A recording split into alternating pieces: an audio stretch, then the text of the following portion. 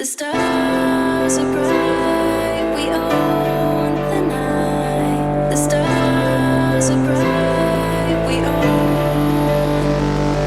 The stars are bright, we own the night. The stars are bright, we own. The stars.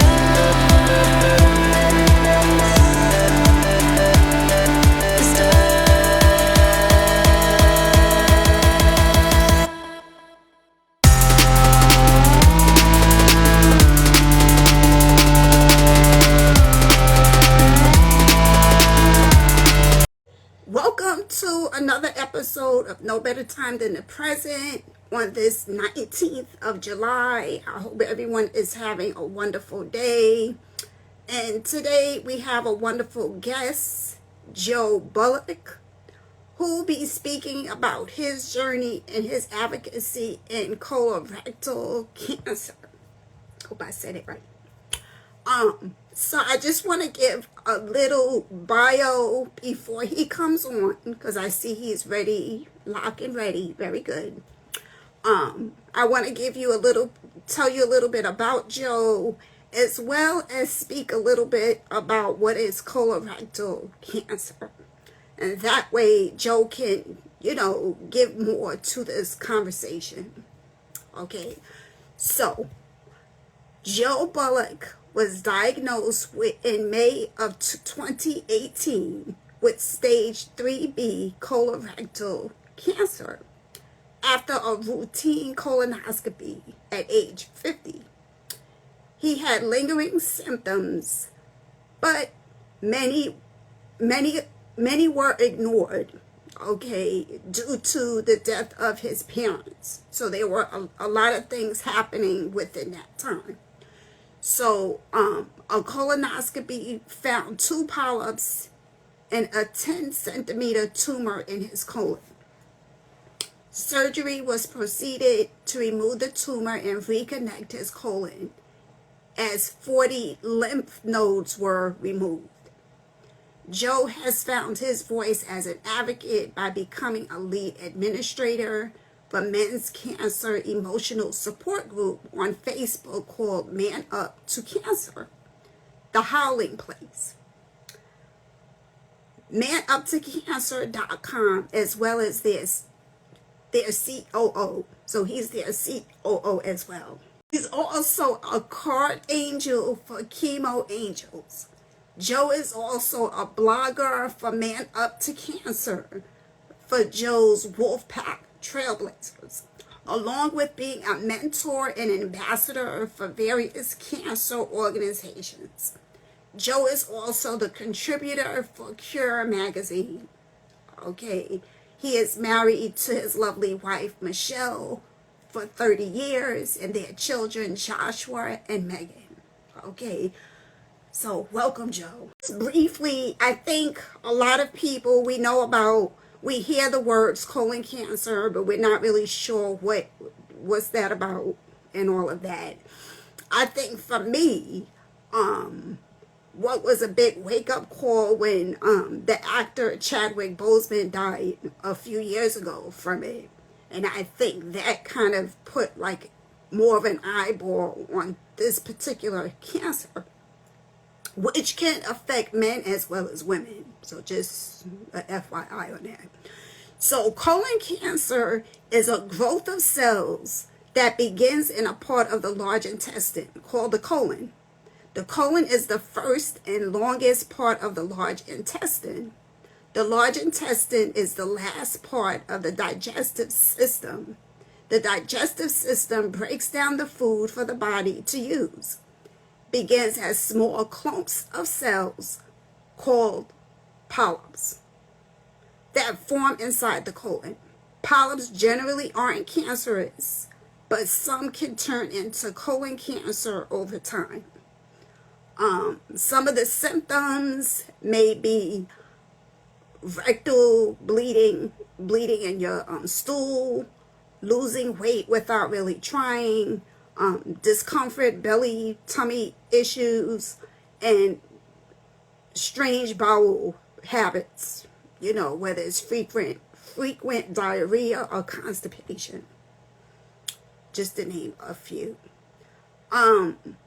So when we speak of colon cancer, what are some of the risk factors? As there's a lot, but I'm just going to briefly kind of skim through it.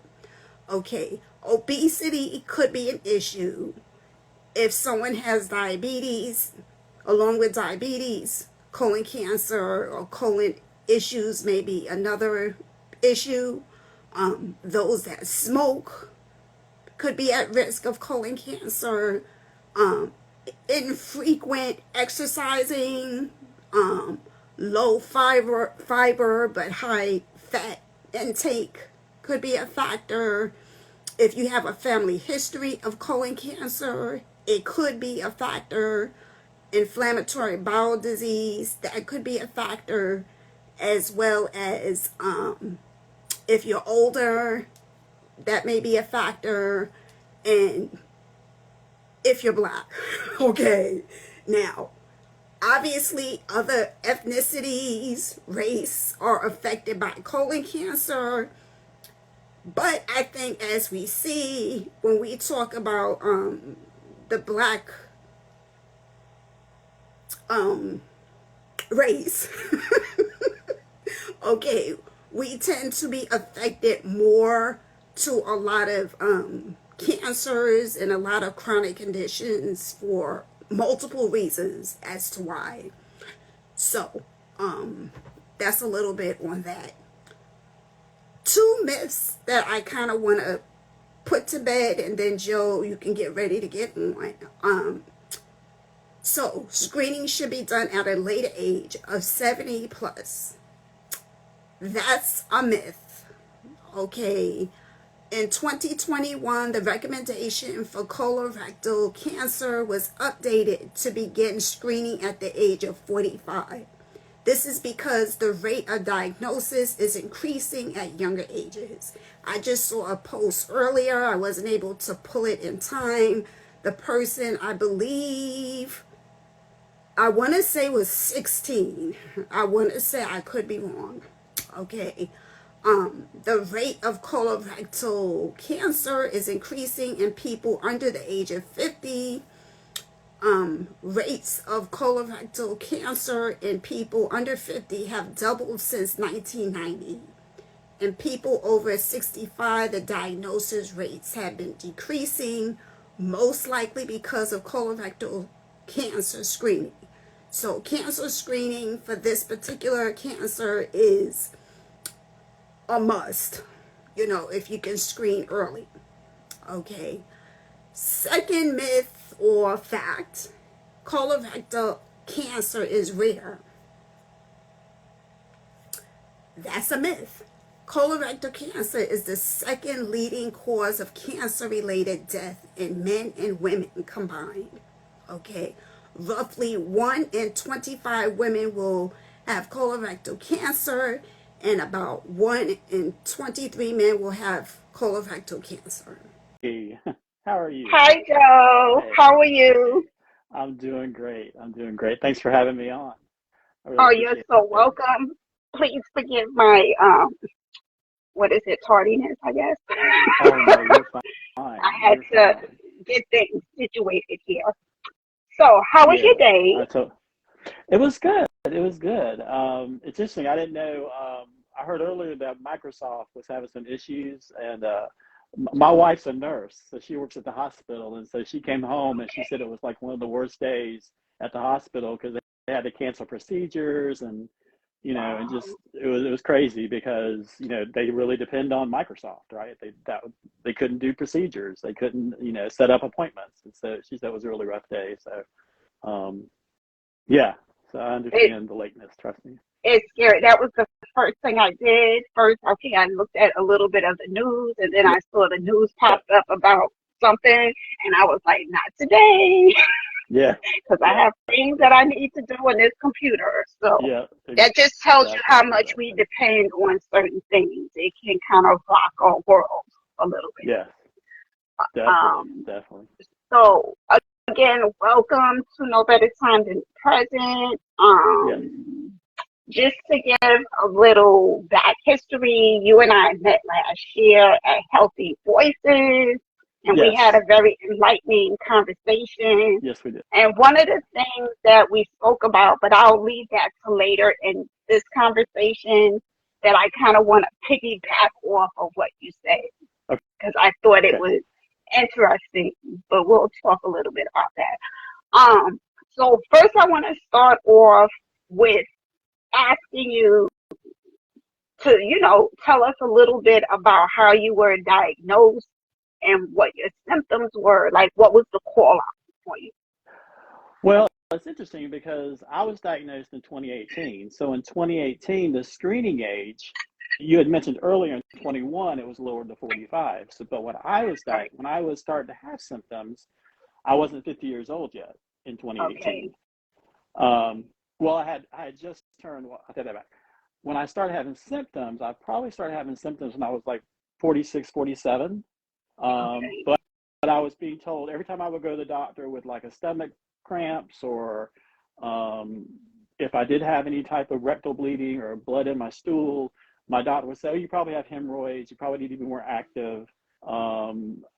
This went on for a couple of years, off and on. Um, I had some different, um, just some different symptoms, and the doctor basically kept telling me. He said, "Well, you probably have, you probably need to be more active. You probably, um, you know, maybe we look at your diet. Maybe we look at, so basically he was basically not." I even think I at one point brought up colorectal cancer, and he was even like, "Well, you're still too young for that." I heard things like the average age was 68, like you had mentioned, that it was kind of this old person's disease, and I was only 47, 48 at the time. But I didn't really know how to advocate for myself. I didn't really know anything about symptoms. I didn't know very much about colorectal. Part of it was because I was actually the caregiver for my dad. I was taking care of my dad who had prostate cancer.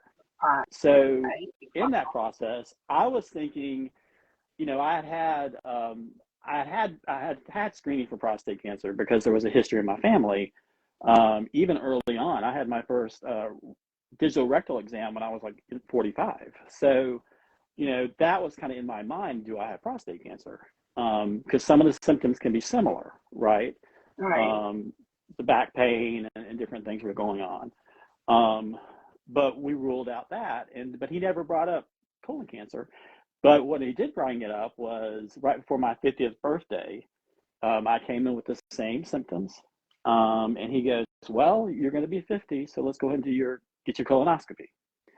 And Mm-hmm. I found out, as you had said earlier, during that colonoscopy, that they found two precancerous polyps which were removed, and they found a 10 centimeter tumor within the sigmoid region of my colon, which is more on the right side of the colon.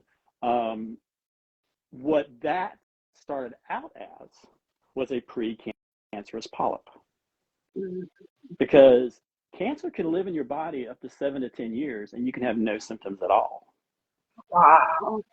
So obviously that precancerous polyp, 5 or 6 years ago, developed into that 10 centimeter tumor, which was embedded in the wall of my colon. And from what my surgeon had told me, it was pretty aggressive.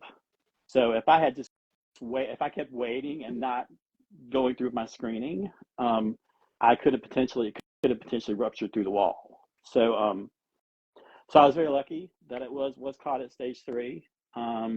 They did do, during the surgery you had mentioned, they did remove 40 lymph nodes. That was the path they removed, about a foot of my colon. 3 of Okay. those came back as cancerous. So that put me at stage 3, because staging is dependency on, one of the things factors is the number of lymph nodes, so they'll know how to treat the cancer. And I was very lucky. But I did end up going through 6 months of chemotherapy, as you mentioned. And in February of 2019, I was told I was no evidence of disease, or Okay. NED. Um, but then I just went through follow-up screening process for the next 5 years. Um, and as of this January, I was actually released from my oncologist. Oh, Um, okay. so yeah, so I no longer I'm kind of done with that as far as treatment and follow ups and things. Other than I have a scheduled colonoscopy in 2 years as Okay. as another follow up for my colonoscopy.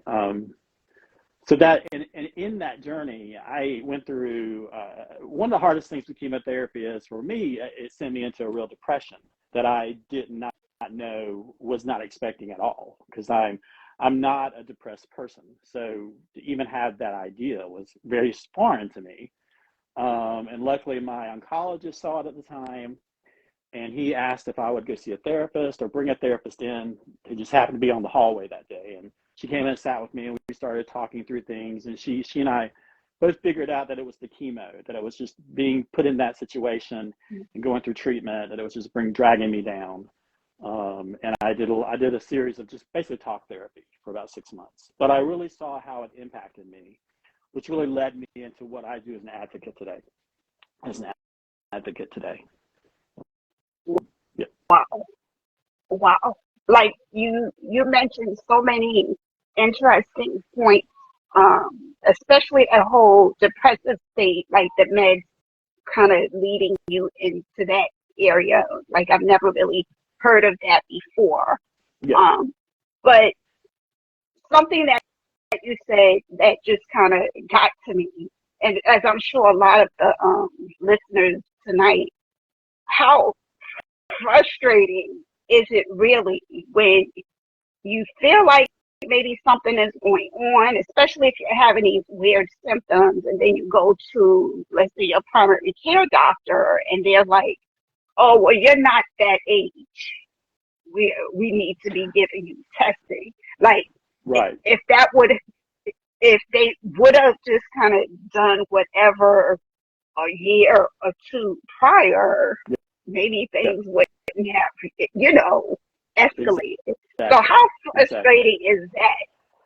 Just why we thought like I've said this before in other Yeah.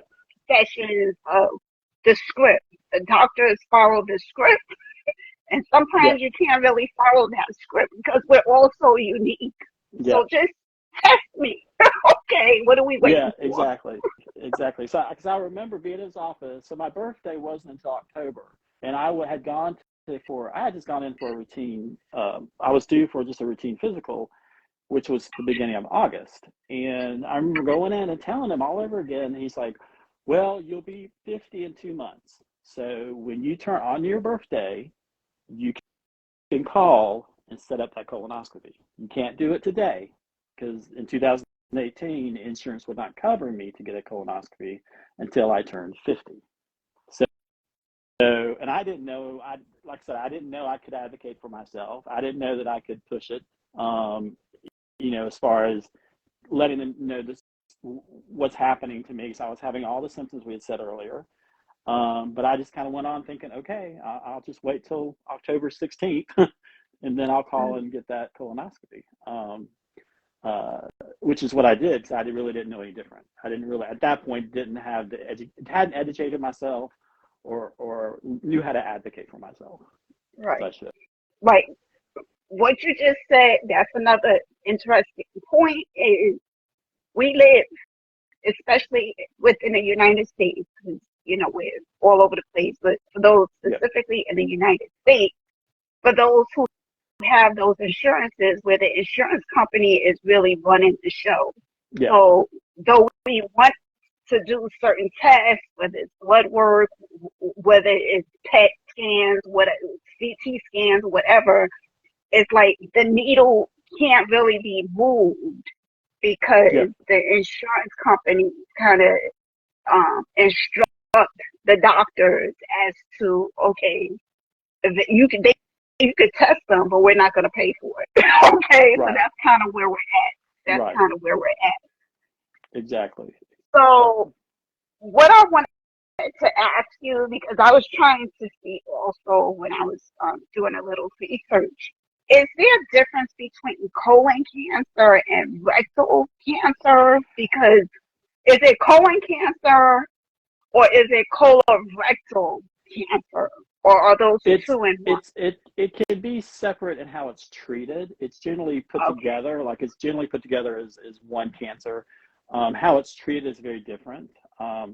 Rectal okay, patients tend to do the only way I can describe it, because I didn't have rectal, but the only way I can describe it is that basically they're trying to save the rectum. oh, And to do okay, that, sometimes they have to have radiation prior. Sometimes they have to have chemo prior to surgery. Um, they're trying to prevent possibly from having a colostomy or a stoma. Um, so that it's just treated differently. So how it's okay, treated is similar. The chemotherapy is similar um, in some cases, but when those things happen may be different for a rectal patient compared to someone who's like me, who might be on more on the right side, um, and how that's treated. So, but they do tend to be put together in a sense of the cancer community and how it's looked.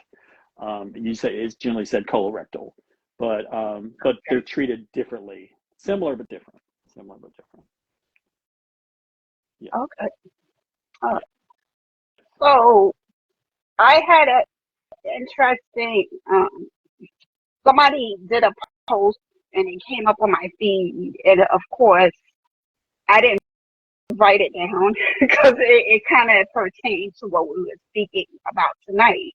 Right. And it was this young, you could say teenager, who was Yes. just diagnosed with colorectal Yes. cancer.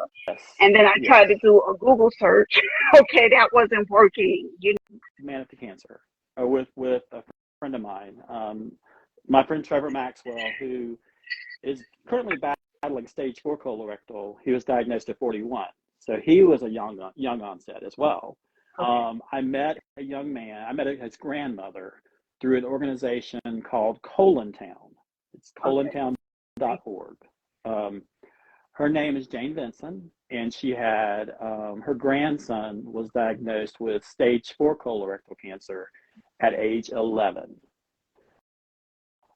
He had treatment for 2 11. years. He had treatment for 2 years, and he passed away at age 13. Um, it is known that 1 out of every 1 millionth child will be diagnosed with some form of colorectal cancer. We don't know why. Some case it is genetics. Some case it is family history. Um, some cases it's just dumb luck, honestly. But so, and I've known since I've been diagnosed, and being a part of the Colontown community, I've known 15 families that have had a child who has been diagnosed, ranging from ages of 5 up to ages 16, who have been diagnosed with colorectal cancer. 7 of those children have passed away over the last 5 years. So it when you talk about a rare form of cancer, this is a rare form of pediatric cancer. Um, This so this rare that is they don't mind even blowing consider it. because right, Yeah, they don't even I consider never it even a form of heard of this pediatric cancer. before. Yeah, yeah. Recently heard of a child, a 9-year-old, who passed away a couple weeks ago from stage 4 colorectal. So it happens, and and that's why there's such a high percentage of those under the age of 40 being diagnosed, because I have friends who are in their 20s being diagnosed with it. And really, if you think about what I said earlier, that cancer can be in your body 7 to 10 years before you're even diagnosed. These kids probably Mm-hmm. had the cancer in their bodies when they were teenagers or preteens, and they didn't start showing signs until they were in their early 20s or late teens, and are now dealing with it. That's part of the young onset community, Right. as well. So yes, it does happen to children. It does happen. In fact, I helped develop it's within Colontown.org. There is a small community called Colontown Junior, which all these families meet to support one another, as well. So it's like I said, it's a small number. There's very little research being done, other than what's being done with early onset. Um, there really isn't anything as far as the pediatric side of it being done, because it's very unheard of, very rare in that community, the pediatric community. Yes. Wow. that's crazy to me. Yeah, Like whenever I speak to any of the guests, they always put a different light on the conversation. yeah, And it's sad, but it's great because this is the whole thing with our advocacy, right? It's to educate the public, yeah, and yes, just to bring that awareness. It's important. yeah. So this wasn't a question that I had, but what do you think is like the I know usually different cancers, they don't really know the reason why and this, that, and the other. But what do you think? Why is there like I guess, an increase of numbers, incidents in terms of this particular cancer? I'm not really sure. I know for me, they think mine was environmental. I really didn't have any family history of colorectal cancer. Possibly my grandfather may have died from it at a very late age in his 80s or 90s. Okay. Um, but we don't know that for sure. He was one of these men that didn't like to go see the doctor, but we knew he had GI issues. But we never knew what those GI issues were. Um, but from what my surgeon and my oncologist have told me is that they think it was environmental. Probably processed meats. I grew up pretty poor, so a lot of the food I was eating, a lot of processed meats, a lot of hot dogs, a lot of fatty foods. I also grew up on a farm, so I worked in the fields and around a lot of pesticides. So there's that could be a possible factor as well. So it's just and there are some there are people who do have very specific genetic uh, dispositions that have caused their colorectal cancer, and that's why it's so important to get genetic screening done.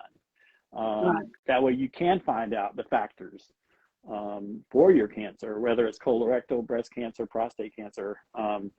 There is the founder of our organization, Trevor Maxwell. He has what's called Lynch syndrome, which is a syndrome that can make you predestined to multiple cancers. I have a good friend of mine. His name is Don Hegelson, who's on our board, and he has Lynch syndrome, and he has actually had melanoma in his 30s. In his 30s, and he had colorectal, I'm sorry, I think he had melanoma in his 20s, colorectal in his late 30s. They were all low stage. And then in his late 40s, early 50s, was diagnosed with prostate cancer. But that Wow. was part of his Lynch syndrome. Is what is causing him to be So, predestined to these multiple cancers. so when you say Lynch syndrome, Lynch syndrome. Mm-hmm. okay, so I guess you said pre-screen that these things would happen. Yeah. Like, did they know that this would be something down the line, and which actually was the case? In both cases with both men, they did not know. I don't think they knew they had a history of this syndrome until Okay. they were diagnosed, and then they went and had genetic testing done. Mm-hmm. Then they found out they had the syndrome, and then they encouraged their family members to get screened. I know in I Trevor's see. case, several family members were diagnosed with Lynch syndrome, but he's the only one that actually got cancer. So you can have the syndrome and never even get diagnosed with cancer. It's just a disorder Mm-hmm. you have in your genetic. This within your genetic disorder. It's just an abnormality that you may have. But at least let you know, so you'll need to watch for certain things going forward as Right. well. Interesting. So let me ask you, what are two things that you wish you knew about this particular cancer that you were not aware of before? I think I would have liked to have known the rise in those under 40 or Mm-hmm. under 50. I didn't know back then. The research wasn't there in 2018. And as well, and I think I would have liked to have known the how much it could really damage your mental health. Like, no one really talked about, nobody even mentioned about the depression, that was a side effect of chemotherapy, or and I wish I had known that ahead of time, because there was a point where I kind of wanted to even stop treatment because I was so depressed. So, and that's not uncommon in the community, especially amongst men, because men tend to struggle more. Men tend to, and the whole idea of our organization is men tend to check out when they're diagnosed Right. with cancer. They tend to put themselves into like isolation. They don't reach out for community. They don't reach out for support. It can affect their outcomes. Like I say, it can prevent them from even getting treatment. Mm-hmm. Women tend to be community builders. Women tend to reach out in the community. They look for peer support, where men don't tend to do that. So, Man with Cancer, we're really trying to change how men face cancer. Is really what our goal is, and really not to check out, but reach out for support. Look for help from your peers. Is our ultimate goal of our organization. Right. So, I mean, I did a post earlier where I kind of listed some celebrities who either passed with colorectal cancer or colon cancer, or those who have it. Yes. So, do you think celebrity experience with colorectal cancer helps in the message? And what is the message? I know.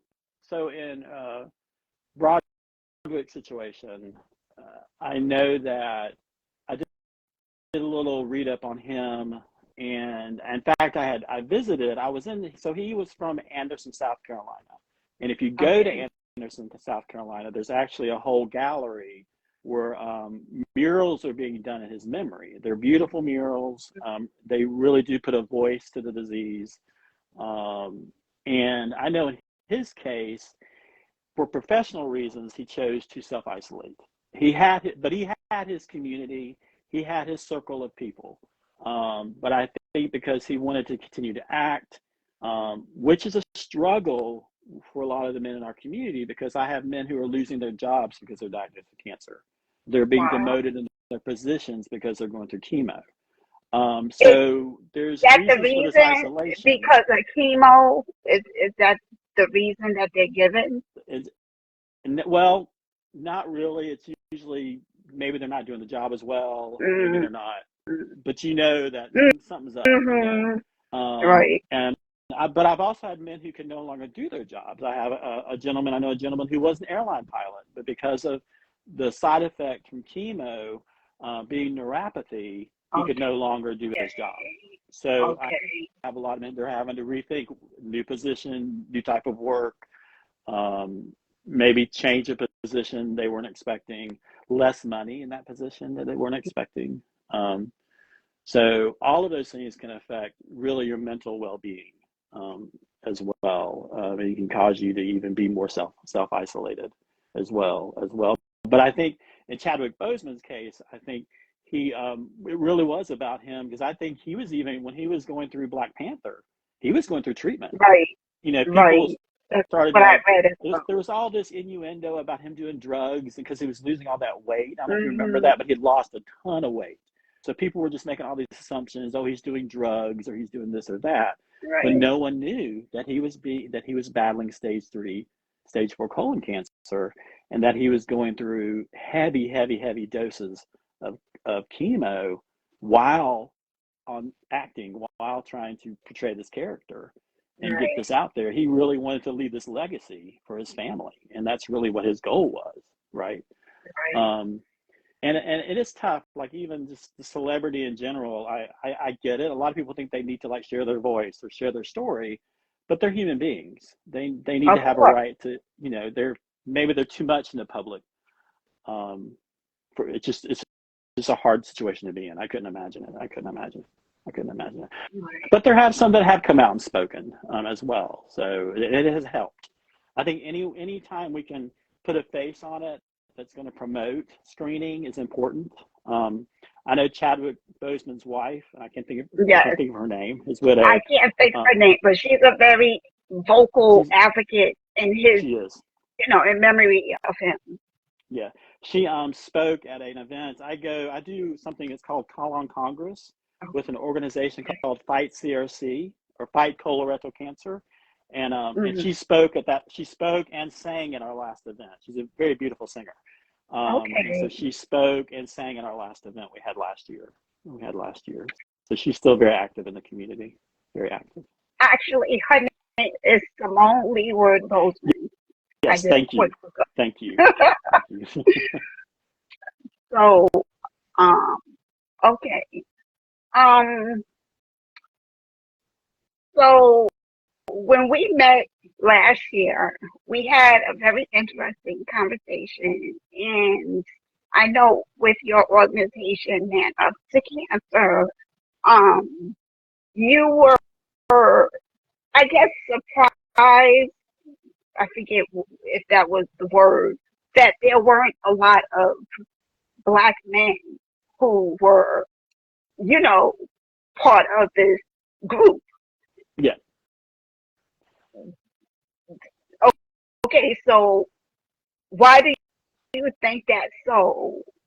And you give me your thoughts, and then I'll give you some of my thoughts, because I think I did give you some of my thoughts when we spoke. Yeah. I think culturally, there's a lot of barriers culturally within within the Black community. I think there's a lot of embarrassment for men to be diagnosed with this type of cancer. Um, they don't want to talk about it amongst themselves because of the embarrassment. Um, I've actually had Black men tell me this. That's why I know it. When I've Mhm. asked them, like, what's preventing this from happening? We don't like to talk to each other about it. It makes Right. us appear to be weak. It makes us appear to be, uh, we carry a lot of shame. Um, and I think white men feel the same way, but I think it's harder for that community uh, as well. So that's kind of what I'm hearing from them. Mhm. And like we do have men of color in our organization, in our group, they just don't post and comment. And I think that's a lot of the reason why they just don't have that sense of community sometimes even amongst themselves to support each other, to support each other Right. um, as well. So that's sort of what I'm seeing. Uh, we've tried to be intentional about inclusion. We're getting ready to have our annual event, our annual retreat, um, uh, our gathering of wolves that we have every year, and we have 200 men attending that retreat. We still have a low percentage of men of color attending, but we do have a great keynote speaker, a gentleman. His name is Demetrius Key. He's a works in the leukemia community, and he does health and fitness. Is coming in to do a whole keynote talk and do a couple of breakout sessions about health and fitness. Oh, So that's we're cool. excited about that. We have a great friend of mine who's on our board. His name is Yuli Alexander. He's young onset colorectal cancer, and he's in the battle. He just got through a whole cycle of radiation, and you know, these are men who are trying to get men in their community to talk and share, and they're even telling me the struggles, to get that to Right. happen. So, I'm very much aware that if it's going to happen in our community, this isn't the face that's going to make it happen, right? It's going to Mhm. have to be those men who are willing to speak and talk and share. Right. And it's starting to happen in our community. It's just taking time. It's just taking time. It it's very like the conversation, the complexity is very interesting. You know, Yeah. I can speak as a Black woman. Obviously, I'm not a Black man, so I can speak as a Black woman. I know that there's a history of certain things. Okay, now that may not be the case for every patient, Black patient. Because we all have our different experiences, our different comfort levels, and all of that. However, there is a history, Right. okay?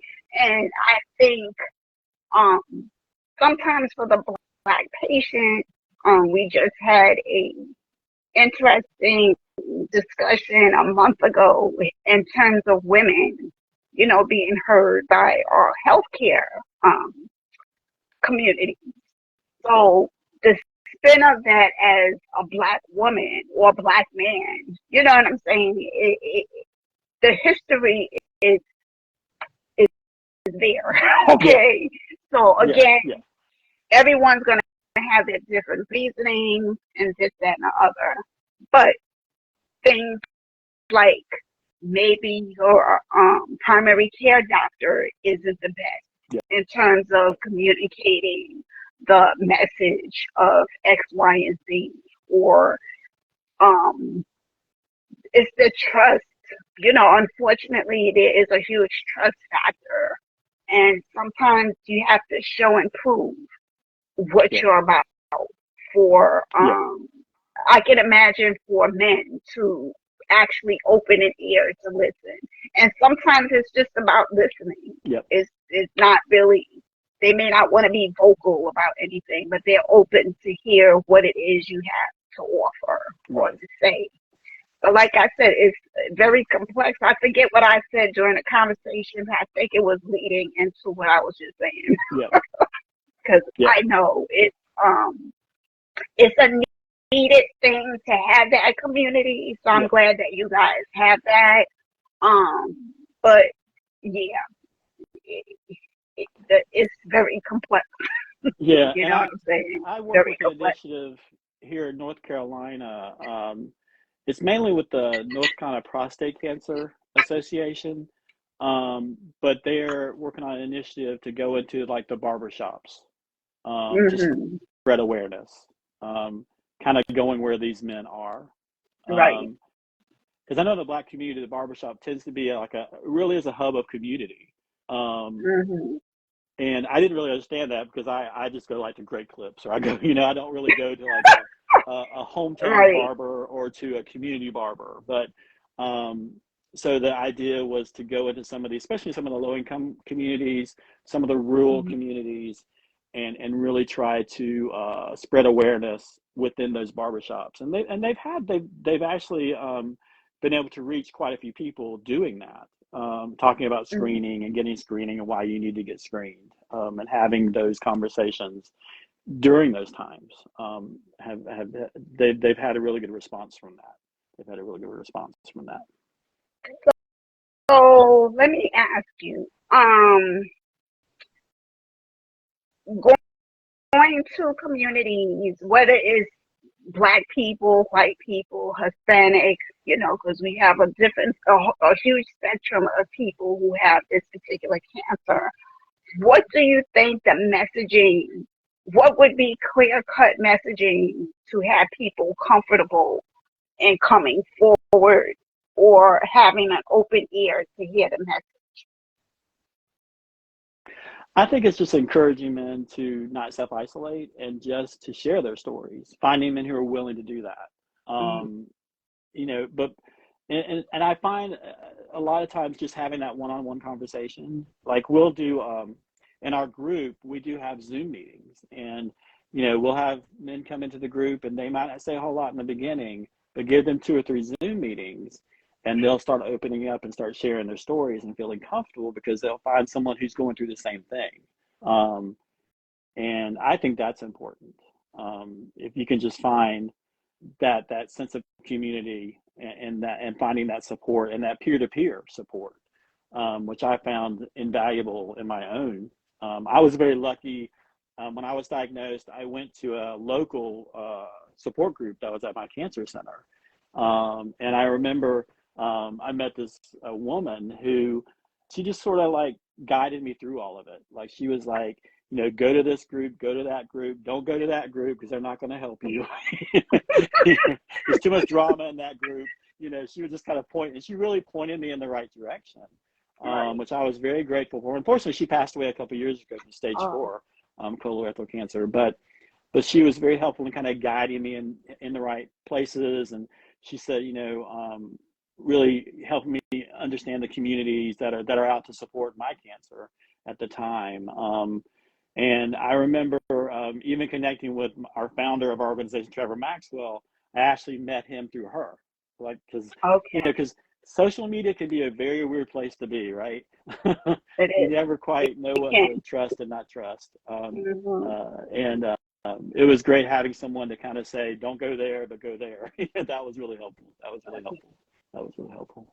Um, and that's something again that's hard for men to do. Like men typically don't do social media. They tend not to be on the platforms as much. But That's I think we have found though that once we get them in the group and they start talking, that you can't keep them from talking true. actually. So the ones that really want to be in there and talk and get support.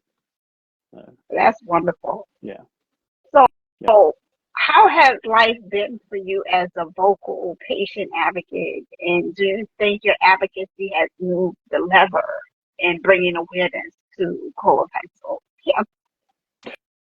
Um, I think it definitely has. It's been a growth process for me. Now I'm 5 years in, and I wasn't someone that did this like before cancer. I wasn't the type of guy. I was a dad who took care of his kids. Really didn't. The idea of being a cancer advocate or doing anything in this community wasn't even in my forethought. Even having cancer wasn't even in my even in my forethought. But really growing a passion for it. What I went through, I don't want another man to go through, and so I want Mm-hmm. to support them as much as or really man or woman.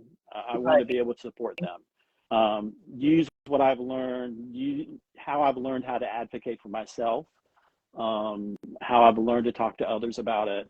Um, I want to be able to use the things I've learned to support others, which I see as a goal and a passion for myself going forward. And I'm lucky that I've been given the space to do that. I pretty much work as a full-time advocate now, being the Okay. C.O.O of MUTC Cancer, still working in colontown.org as an onboarding specialist, and I message with patients every day, and I Okay. help them find their community and help them find their peers to get support, which has really become my life's work and something I enjoy doing. It's been a way to give back in a wonderful way, and I'm very fortunate to be able to do that. Very fortunate to be able to do That's that. awesome. Yeah, It's yeah, awesome. It's like, it's funny. I think a lot of people who are more vocal in their yes, advocacy, they have now found like a new profession, you yeah, know.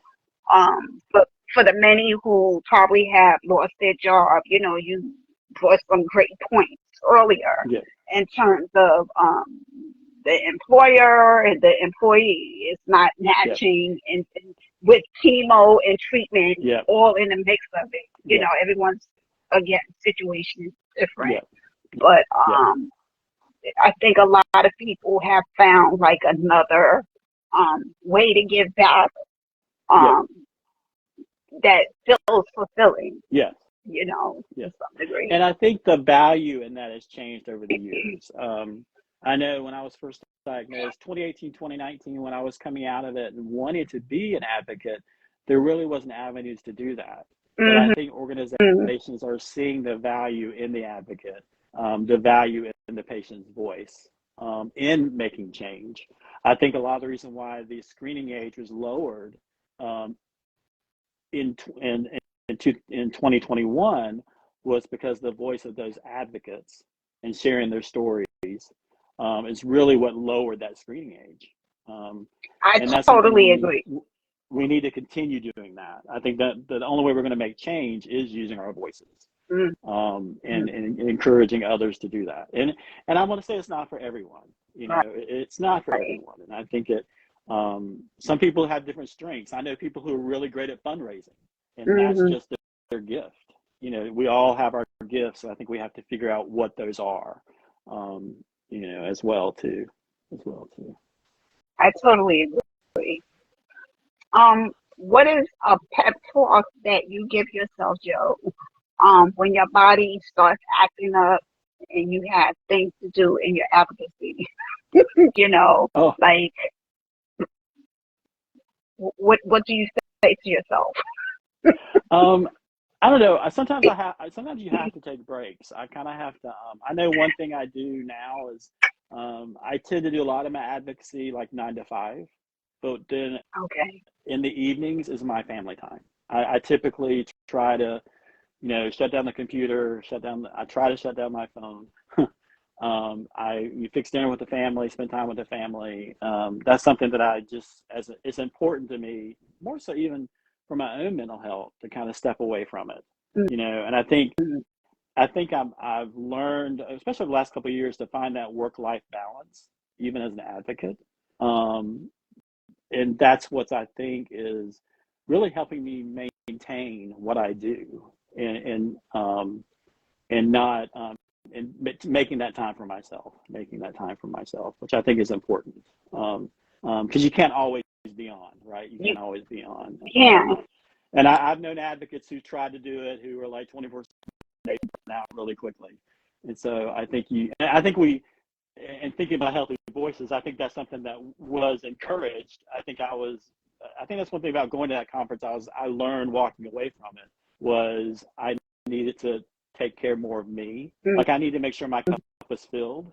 A lot of times exactly. the advocate, we kind of drain the cup, we turn it over, we pour it out, but we don't fill it back up like we should. And I think that's something Exactly. especially the last couple of years, I've been trying to learn to do better at. Because Which if is I'm great. a better me, then I'm going to be a better for someone Of else. And that I need to take care of course. myself first. Yeah, Of course. yeah, yeah, What's the thing? Um, you should put that oxygen mask on right, on first. yourself. Yep, Something exactly. So, yep, yep. so as you're saying that, like, what is your favorite food? Feel good food. Oh my With the gosh. family, and I'm a regroup, get Yeah, my time for myself. yeah. What's your We feel have good? a good just barbecue. I Okay. love a good barbecue. That's kind of my go-to, I think, especially in the summertime. We Mhm. try to grill out as much as we can. So that's kind of my go-to. Yes, my I go-to, love where I it. find my joy. Yes, yes, yes. Love it. So, what parting words would you like to tell those that are newly diagnosed? I think find your community, find your peer, get that peer-to-peer education. Don't be afraid to ask questions.